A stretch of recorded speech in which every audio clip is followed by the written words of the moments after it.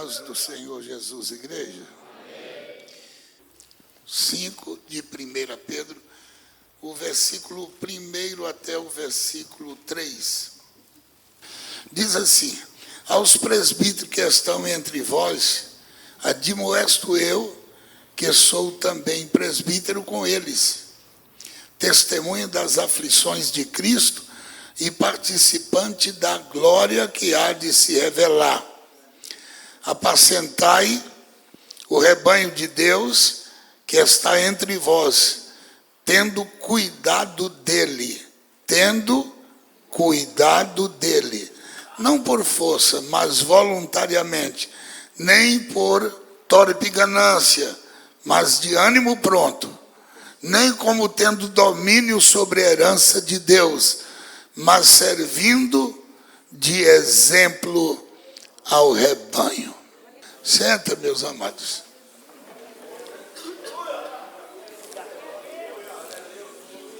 Para quem não entende, a igreja tem uma hierarquia. Hierarquia são, portanto, autoridade em que Deus vai colocando. Começa, portanto, de um auxiliar, que é aquele membro que está começando a cooperar, depois ele vai a ser um cooperador, vem o diaconato, que é o servidor, depois vem o presbítero, que é essa figura, o evangelista, que é o evangelista que sai para o campo, e, finalmente, o pastor. Mas eu quero deixar bem claro para os irmãos que cada coisa no seu devido lugar. Cada um deve comportar diante de Deus de acordo com o temor de Deus na sua vida. Nós precisamos, além de respeitar a questão hierárquica, nós precisamos também saber nos posicionar de acordo com a palavra.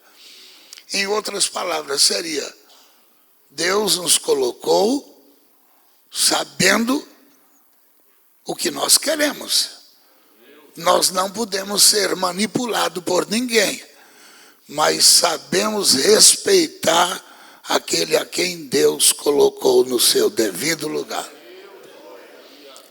Hoje há uma confusão generalizada. A igreja não tem mulheres como diaconisa, muito menos pastoras. A igreja não aceita este princípio, que é um princípio anti-bíblia, anticristão. Nós primamos pelo que diz a palavra. Então, se tiver alguma irmã querendo ser pastora, aqui no ministério não vai dar. Mas eu acredito que as irmãs que lêem a palavra, que conhecem a palavra, jamais aceitariam um negócio desse. Amém? A pretexto de nada, porque nós queremos viver o que diz a palavra do Senhor. O que passa disso é o quê? Procedência maligna. Qualquer hora eu quero falar sobre essa questão. Porque uma mulher, para ser pastora, o marido tem que ser submissa a ela. Aí já começa o contraditório. A mulher: não, pastor, lá em casa quem manda é o marido, mas na igreja teu marido é mandado por você. Se você não manda, você não tem autoridade. Porque Deus colocou alguém para ser autoridade na casa dele. Quem está entendendo, diga amém.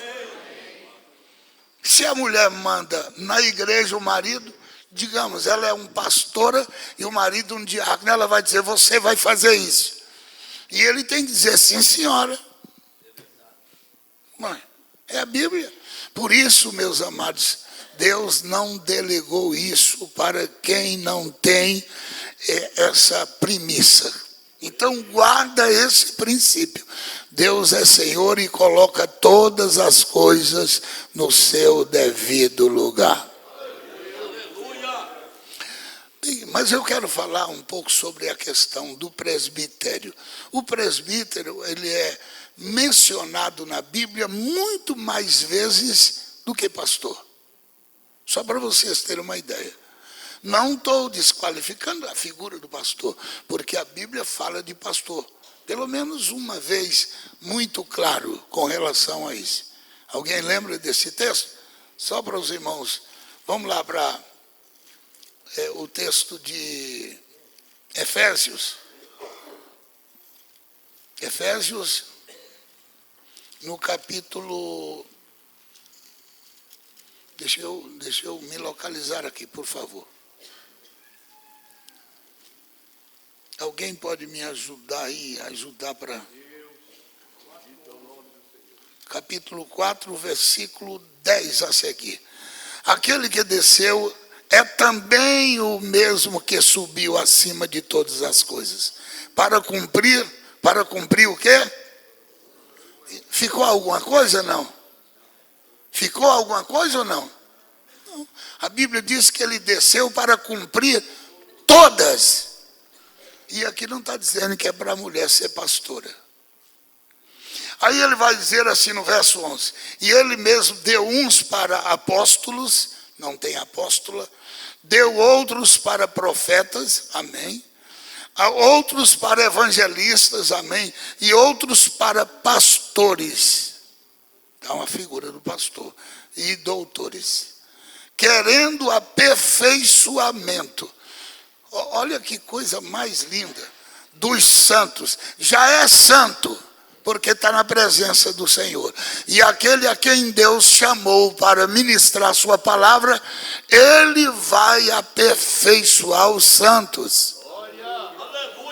E quem é que aperfeiçoa os santos? A santa palavra do Senhor. Isso aqui aperfeiçoa os santos. Irmão, eu convivo na igreja, eu tenho maior alegria. Vocês não... Às vezes eu volto lá no início da minha fé, lá na roça, aquela meia dúzia de irmãos, numa casinha de tábua, sei lá. No Paraguai eu lembro que nós fizemos um culto numa casinha de sapé, os bancos eram coqueiro, cortado, e eu nunca vi um lugar cheio da presença do Senhor. Então, tem coisas que ficaram marcadas, esses cultos. Amém, eu não estou dizendo que a igreja cheia é maravilhosa, mas, irmão, ministrar para aqueles irmãozinhos ali junto com você, oh, que coisa gloriosa. Aleluia. Mas eu sinto que Deus está aqui também para levantar. Amém? Então, o nome de pastor, ele é muito resumido dentro da visão cristã. Agora, quando você vai para o presbítero, você percebe que ele é amplamente falado. Mas eu quero, portanto, trazer esse assunto aqui para os irmãos. Vamos lá. Quem eram esses presbíteros? Pedro era um presbítero. Apesar de lá na frente, o Senhor mandou ele apacentar as ovelhas. E ele era um pastor de almas. Mas ele está dizendo assim, aos presbíteros que estão entre vós, admoesto eu, que sou também presbítero com eles. Então, é um privilégio, meus amados. Voltando aqui à questão de ordem ministerial, há algumas igrejas que o presbítero é a autoridade máxima. Quem está entendendo, diga amém. Ele ocupa a autoridade máxima dentro da igreja. E isso não diminui nada, é questão ministerial apenas. Não me leve mal se você entende de outra forma. Por exemplo, algumas igrejas que um cooperador, ele tem autoridade, e o ancião, que seria o presbítero, é a mesma coisa, ele é a autoridade máxima dentro dessa igreja. Qual é o problema? Quem é que está certo e quem está errado? É uma questão de quartel, é uma questão de ordem, é uma questão de princípio, cada um no seu devido lugar. Não há nada estabelecido na Bíblia como o ministério deve ser regido. Não há.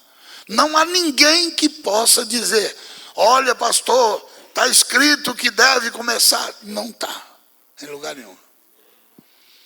Portanto, eu deixo bem claro aos irmãos que cada ministério tem a sua hierarquia. E é bom que cada um seja identificado com aquilo que ele sente diante de Deus em fazer. Alguma coisa errada nisso? Não. Aí você vai para o exército, é uma coisa, a aeronáutica é outra, aí você vai para a vida militar, é outra. Quer dizer, isso significa que nada altera. O interessante é permanecer na autoridade do Senhor.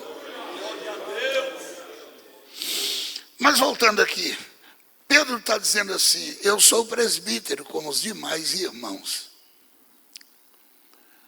Eu sou participante das aflições da glória do Senhor. Apacenta o rebanho que Deus te colocou, ou que Deus te deu. Apacentar é cuidar. Então você percebe que aqui dentro dessa visão, um presbítero, ele ocupa o lugar de pastor.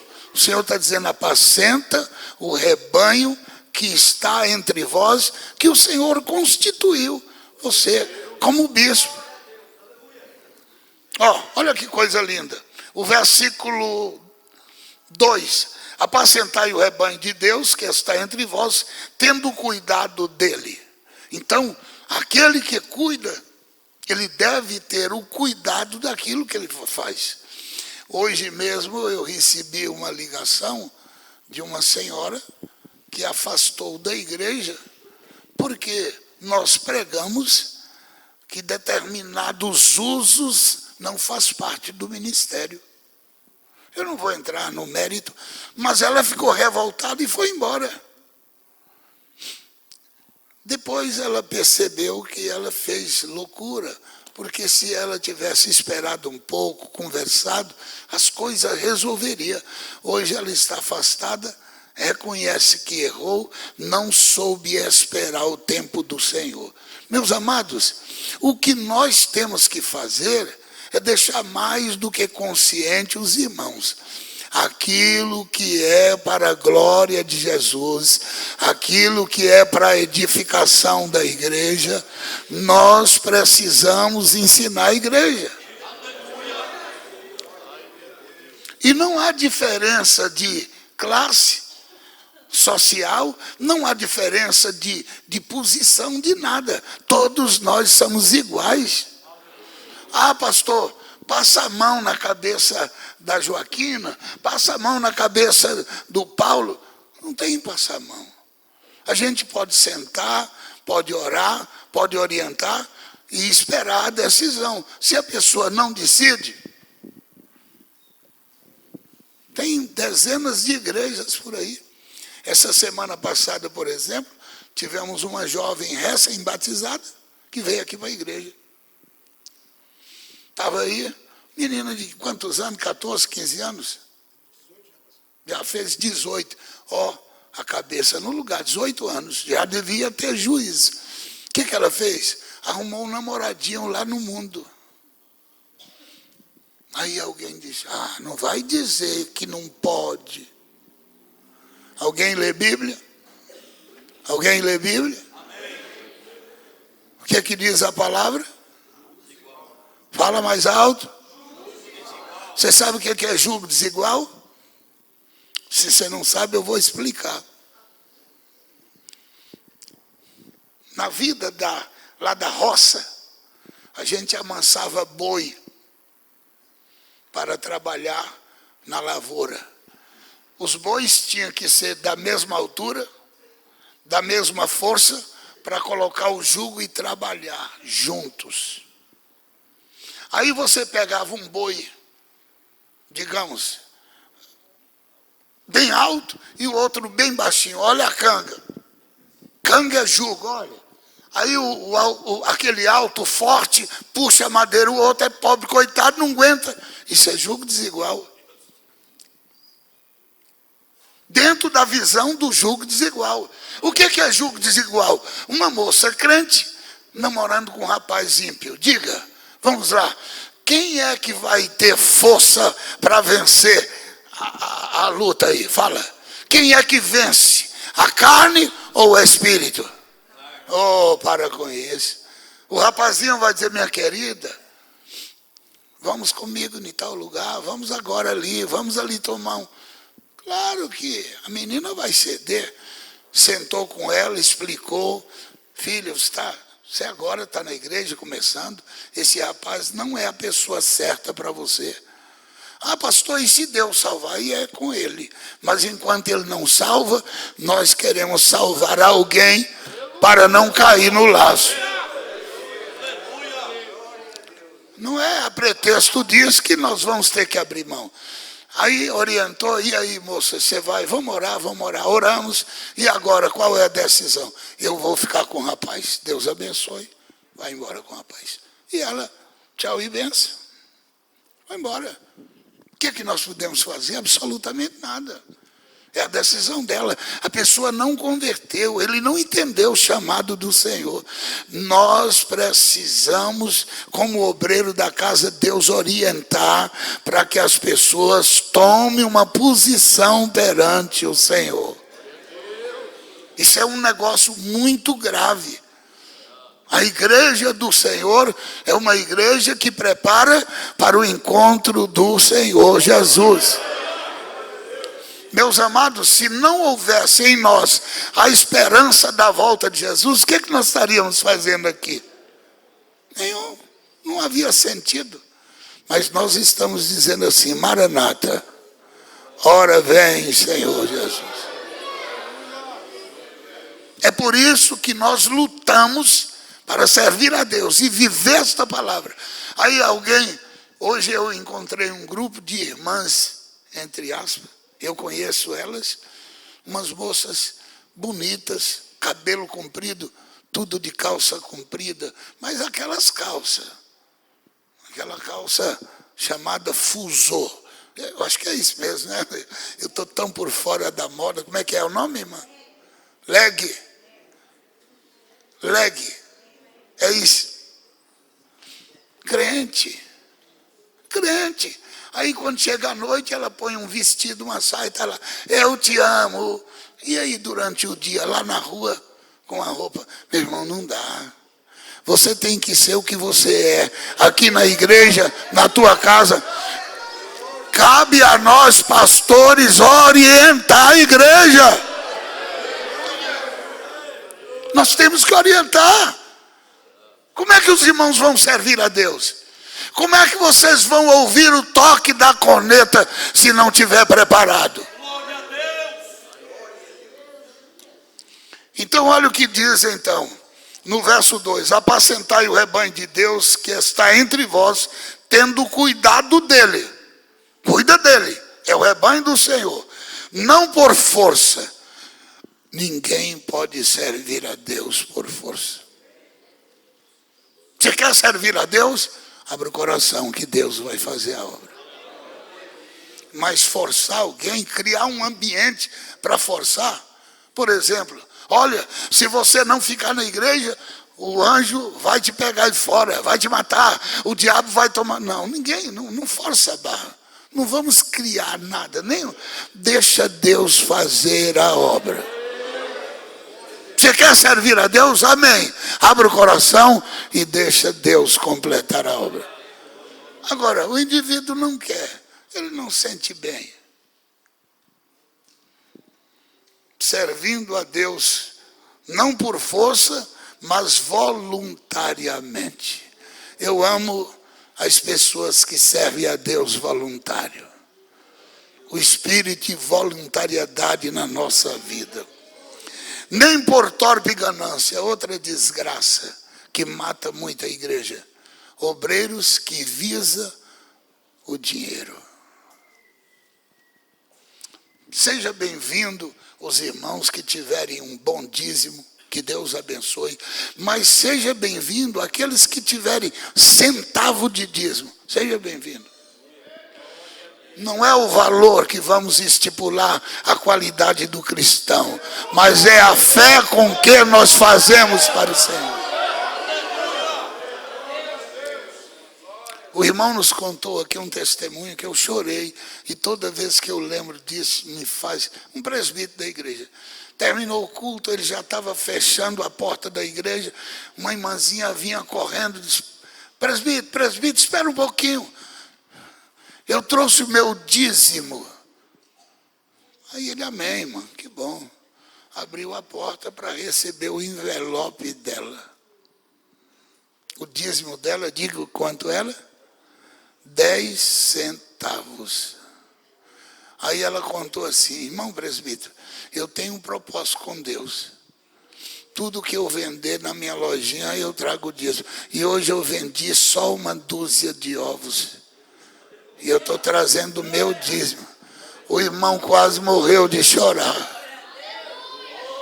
Ele falou, eu nunca recebi um dízimo tão abençoado como aquele. Com lágrima, com o coração aquebrantado. Nós temos que dar valor às coisas mínimas de uma pessoa que ama o Senhor, de uma pessoa que tem temor de Deus. Você acha que Deus não recebe isso? Você acha que Deus está interessado no volume? Não. O que nós fizermos tem que ser para o Senhor. Agora, quando o obreiro é movido por torpe, por coisas deste mundo, gananciosas, aí, Deus me perdoe, eu tenho um nojo disso. Vamos servir a Deus todos juntos. Que bom que Deus abençoe os irmãos, que prospere. Eu gostaria muito que Deus fizesse prosperar. Se hoje dá 100 de dízimo, que Deus prepare para o ano, para o meio do ano, o final do ano, você dá 1000. E quem sabe, Deus abre a porta e você vai dar 5.000. Que maravilha, isso é sinal de que Deus está te abençoando e que você é fiel ao Senhor. Eu contei para os irmãos que uma mulher veio trazer um dízimo. E quando ela chegou na igreja, ela disse, pastor, eu trouxe um dízimo. E era um volume. Ela chegou a citar, naquela época, era 10.000 e pouco. Eu trouxe aqui para a igreja. Mas eu queria que o senhor dissesse o meu nome, ela falando aqui. Eu queria que o senhor falasse o meu nome e o valor do que eu estou trazendo. Eu disse para ela, não senhora, aqui nós não fazemos, como é que chama? Apologia à grandeza de ninguém, ao mundo do ego de ninguém. Aqui nós procuramos ser bem discretos. Se o senhor não fizer, eu vou dar para outra igreja. Irmã, por favor, deixa a gente continuar o culto e vai dar sua oferta para quem quiser. Eu estou dizendo para você que a oferta dos irmãos é bem-vindo, mas ela tem que ser do coração, ela tem que ser da alma. E nós não podemos, como obreiro da igreja, viver por ganância. Precisamos preocupar com a vida financeira. Eu sempre oriento os irmãos. Às vezes tem pessoas, irmãos, que querem abençoar a igreja, mas está com a vida amarrada. Ora a Deus, faz uma campanha de oração e jejum, para o diabo sair, para as portas abrirem, e Deus abençoar e prosperar. Eu contei um testemunho de um irmão lá em São Paulo, ele estava construindo a igreja. Aí numa noite como essa, ele falou para os irmãos, cada um pega um envelope para você trazer dia tal, porque nós temos que bater a laje para concluir. Cada um traz. Eu quero que os irmãos façam isso. Todo mundo pegou o envelope. E um dos irmãozinhos, ao pegar o envelope, ele disse, meu Deus, e agora? Eu não tenho dinheiro para nada, como é que eu vou levar oferta? Se eu preciso. Aí ele foi orar naquela noite. Olha que Deus tremendo. Aí ele terminou de orar. No outro dia de manhã, o ex-patrão dele ligou. É o seu João? Ele disse, sou eu. Seu João, dá para o senhor vir aqui na empresa? Ele já tinha sido demitido há algum tempo. Seu João, dá para o senhor vir aqui na empresa? Ele disse, dá. E ele foi. Ele falou, seu João, estava olhando no fichário essa noite. Alguém lembra de alguém que perdeu o sono? Eu estava olhando que o senhor foi demitido sem justa causa, sendo que o senhor foi um dos cabeças que me ajudou na empresa. Eu pus o gerente, ele não falou nada, e agora eu dei por conta que o senhor foi mandado embora. Ele disse, faz algum tempo. Não, mas ele me acertou tudo. Não, não era assim não, seu João. Eu não posso acertar. O Senhor foi um âncora para nós. Eu vou fazer o seguinte, eu vou recalcular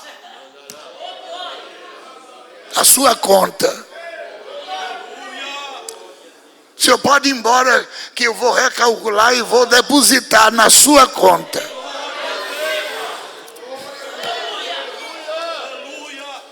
Irmão, só para a glória de Jesus. No outro dia ele diz para o irmão assim, ó, pode terminar a construção que eu banco tudo aí. Ó. A porta abriu. Quem crê que Deus abre porta? Eu creio. Mas aquele que serve a Deus não pode ser um indivíduo que vê as pessoas de acordo com a sua posição social. Portanto, Deus abomina a ganância, mas voluntariamente, nem por torpe ganância, mas de ânimo pronto, nem como tendo domínio. Opa, você sabe o que é dominar? É manter as pessoas como se estivesse debaixo da sua rédea. Quem manda aqui sou eu. Meu irmão, não tem uma coisa melhor do que nós sermos todos iguais. A diferença é só a autoridade do Senhor, mas a necessidade é igual. Somos irmãos, lavados no sangue de Cristo, precisando um dos outros. Aleluia. Tem dia que dá vontade de dizer, irmãos, todo mundo levanta de seu lugar, bota aqui a mão na minha cabeça. Eu estou precisando de vocês. Irmão, você não queira imaginar o quanto é precioso uma igreja unida no temor de Deus. Aleluia. Oh, aleluia. Eu queria que vocês lessem comigo. Eu vou terminar aqui a visão do texto, depois nós vamos para um outro. Mas de ânimo pronto, nem como tendo domínio sobre o rebanho de Deus, mas servindo de exemplo. Aqui é dolorido. Nós temos que ser o exemplo. Exemplo em tudo. Na pontualidade. Exemplo na nossa conduta. Isso aqui é duro, mas enfim. Vamos abrir a nossa Bíblia lá em Timóteo, irmão. Esse livro de Timóteo fala de uma coisa que eu quero compartilhar com vocês. Amém? Amém. Timóteo capítulo... Deixa eu passar. Capítulo 3. 1 Timóteo, capítulo 3. Veja que aqui já está falando de bispos e diácono. É a mesma coisa de presbítero. Vamos lá. Esta é uma palavra fiel. Se alguém deseja o episcopado, excelente obra deseja. Paulo está dizendo o seguinte, ó. Você deseja ter um chamado de Deus como obreiro? Esse desejo não é seu, não. Isso é desejo de Deus. Excelente obra você deseja. Todo o meu tempo, irmão, que Deus me chamou, eu tinha vontade de fazer a obra do Senhor. Tinha vontade. Tinha e tenho até hoje. Eu gostaria muito, naquela época, de ter chegado mais cedo na obra, para aproveitar o meu tempo, o tempo mais jovem. Mas quando eu vim, eu estava com 21 anos. eu já era velho. Eu queria ter meus 12 anos, essa fase que muitos jovens estão na igreja, que às vezes até fora, desperdiçando o tempo. Eu queria estar na igreja. É um tempo mais fértil, com a mente mais fértil. É um tempo que está livre para tudo. Oh, meus 12 anos na casa do Senhor. Você crescer na igreja, crescer ouvindo, crescer orando, crescer buscando a presença do Senhor. Aleluia. Bem-aventurado o filho e a filha que é criado na igreja no temor do Senhor. No temor. Não é aquele tipo de pessoas que vêm para a igreja porque tem que vir. Obrigado a vir com o pai e a mãe. Um irmãozinho falando com o outro. Eu não aguento mais esse negócio da igreja da mãe. A mãe obriga a gente para a igreja. Que coisa chata é a igreja. Um conversando com o outro. Porque tem pessoas, meus amados, que detestam a igreja. Não só criança, mas jovem, adulto, detesta. Isso é chato demais. E eu concordo, eu quero deixar a mão à palmatória, eu concordo que igreja é um lugar chato. Segura aí, eu estou falando de coração. Se você ficar aqui para ouvir uma coisa que não te agrada, para você ficar aqui para ouvir uma coisa que não entra no seu coração, isso aqui é chato, é insuportável. Você está aqui com a cabeça lá fora, isso aqui é uma prisão. Você está aqui para ouvir sermão, isso é uma prisão. Agora, para quem está na presença de Deus,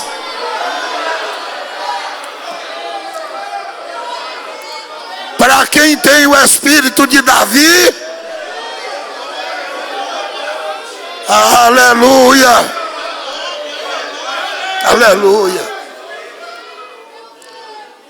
Eu sempre amei chegar na casa do Senhor.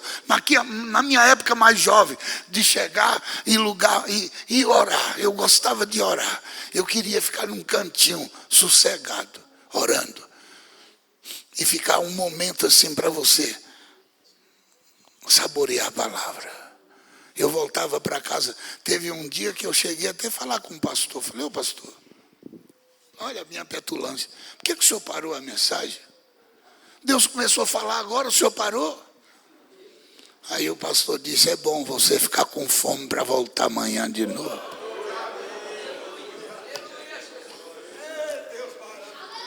Aleluia. Fome da palavra. Fome de ouvir Deus falar. Aleluia.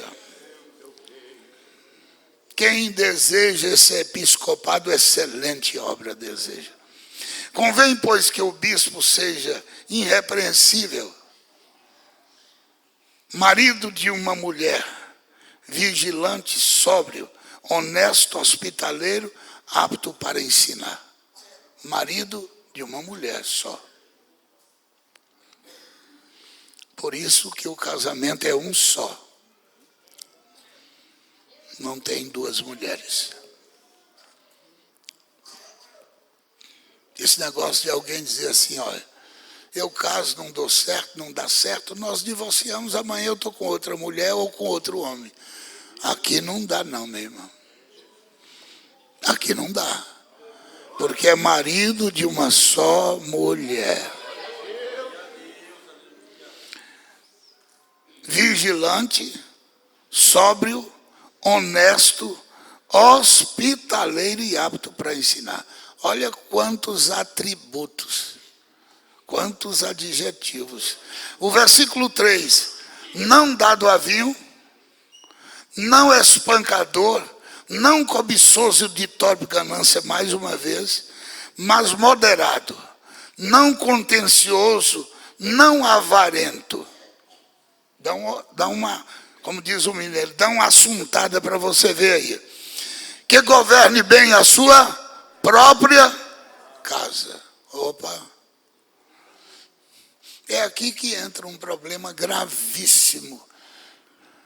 Quando eu vejo um obreiro que não tem domínio na sua vida, na sua casa, que a mulher é que manda nele, para mim eu já penso logo, esse camarada inverteu o papel.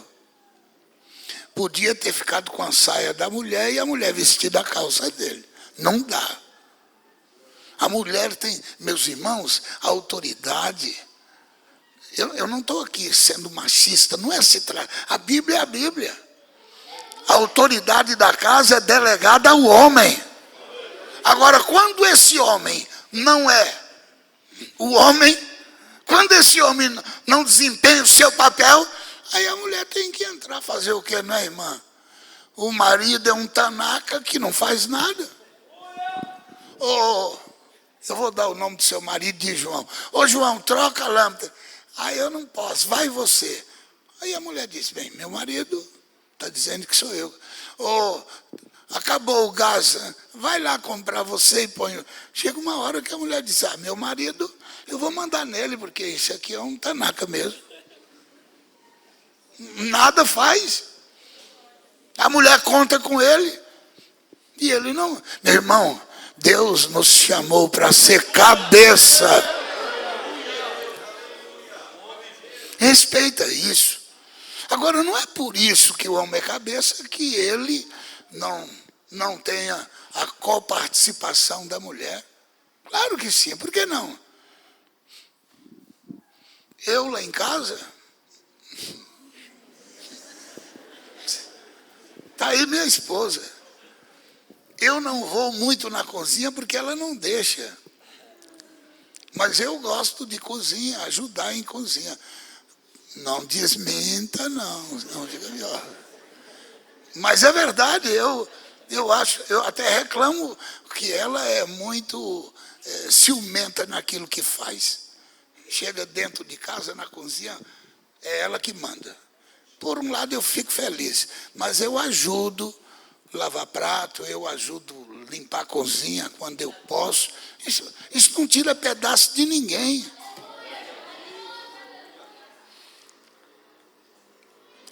Por favor, viu, irmão? A irmã está aqui, ó. Quem é que ajuda em casa a sua esposa? Levanta a mão. Ô, irmã, dá uma olhadinha para ver se é verdade. Depois você tem um acerto em casa, hein? Qual é o problema que o homem não pode ajudar? Vocês ajudam em casa? Ajuda? Ô, irmão Sérgio? Amém. Tem que ajudar. Por que não pode? Eu sei que o serviço de casa é um dos serviços mais tribulados, porque não para.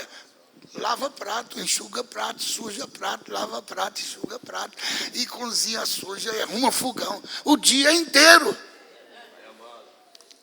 E eu agradeço a Deus pela minha esposa, irmão. Sabe quantos filhos nós tivemos?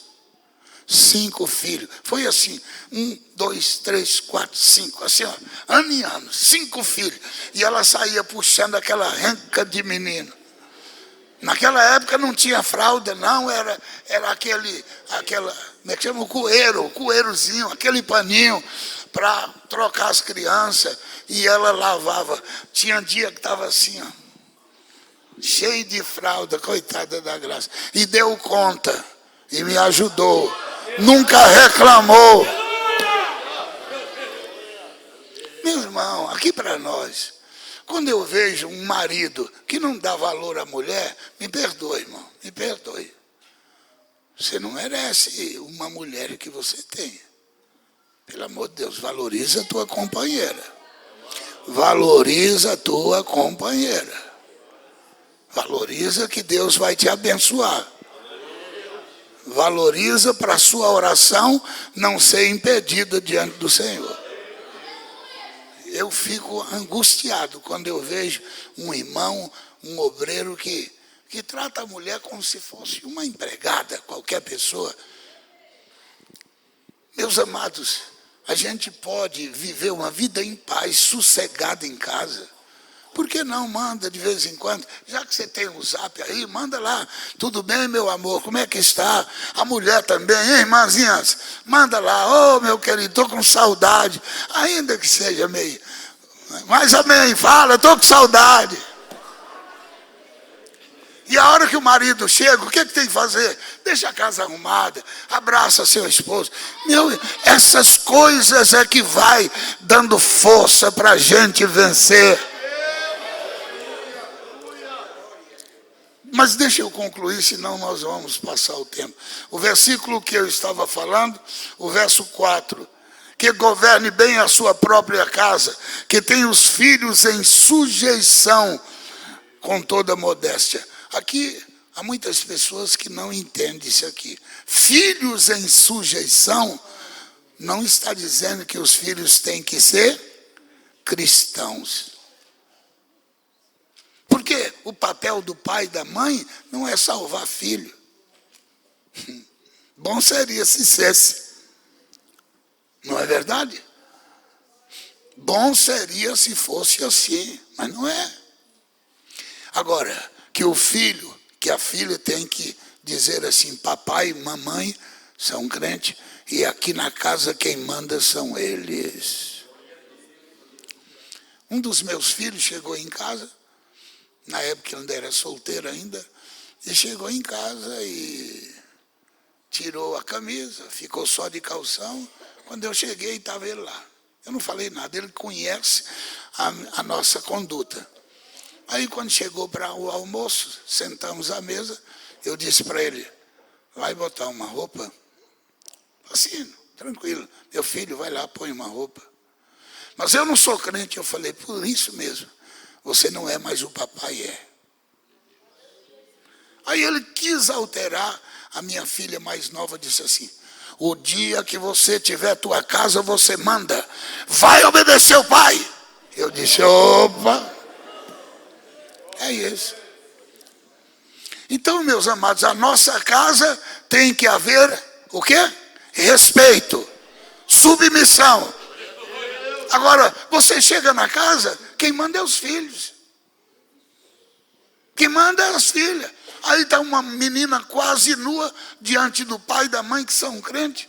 Mas cadê a moral? Cadê a casa? Aonde o temor de Deus está lá? Vamos servir a Deus? Vamos, irmãos? O versículo 5. Porque se alguém não sabe governar a sua própria casa, terá cuidado da igreja de Deus? Nem a sua casa você cuida. Vai cuidar de quem? Você não tem autoridade na sua casa? Vai ter autoridade na igreja? Eu espero que Deus possa dar o amém aqui nessa noite. Eu creio nessa palavra. Quem crê, diga amém. E aí, para encerrar, o versículo 6. Olha que coisa mais linda. Não neófito, para que ensoberbecendo, ensoberbecendo-se, não caia na condenação e na afronta do diabo. Quem é o neófito? Aquele que... Há muitas pessoas, meus amados, que a vida amadurece. Tem pessoas que sofreu, já sabe o que é a luta da vida, o sofrimento, calejou. Então, é um tipo de pessoa que a quem nós devemos ter o cuidado, porque ele não é mais criança, já é pessoa madura.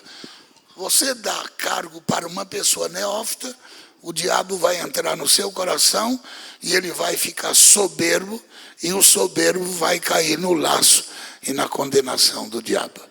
Que Deus te abençoe. Vamos servir a Deus, vamos? Eu não sei se vocês podem até dizer, pastor, eu não extraí nada para mim. Amém. O crente tem que ter 2 sacos nas costas. Um furado. Tudo que você não gosta, joga nele e ele vai embora. E aquilo que for bom, mesmo que não serve agora, põe naquele saco bom, que um dia você vai precisar. Aí você vai tirar. A Bíblia diz que o homem bom tira do seu bom tesouro coisas boas. Guarda tudo que Deus tem colocado diante de ti. Amém? Vamos ficar em pé em nome de Jesus. Que o Espírito de Deus possa falar com cada um.